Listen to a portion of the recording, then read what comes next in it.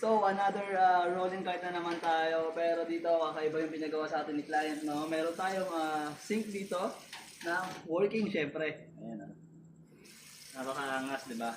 Tapos, meron tayong main light dito. Nagbigay tayo ng konting accent ng ilaw dito, no? So, trailer type to, hihilahin to ng motor. So, meron tayong compartment dito. Meron din dito sa likod. Ayan. May table. No? Tapos may compartment pero dahil may water tayo dito, ito yung source ng water natin, eh medyo maliit na yung may sasakay natin dito. Pero may sa ilalim nito, compartment dito, buong compartment sa ilalim. Ano ito yung pintuan sa may likuran. Tapos dito naman meron tayong nilagay dito na pull out na lamesa para mayroon pa ring mailagay na gamit dito or kung ano man na pwede mong ilagay. So, ito, bakit nakakanto to dito, no? Merong tayong nilagay na lock.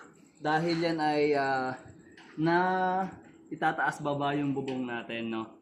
Para, hindi ko alam. Nakuha lang natin yung Thailand concept na itong mga ganitong design eh. Pero, yun yung gusto ni client guys. Siyempre, dito sa Bestseller Cards and Kiosk, ginagawa natin kung ano ang gusto mo para sa negosyo mo. So, yun lang kung interested ka, no?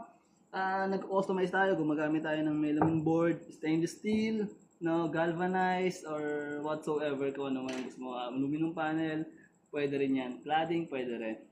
Ito yung number namin, tawagan mo lang kami at para sa mas mabilis na transaksyon. Yun lang, no? So, angas. Bye. God bless.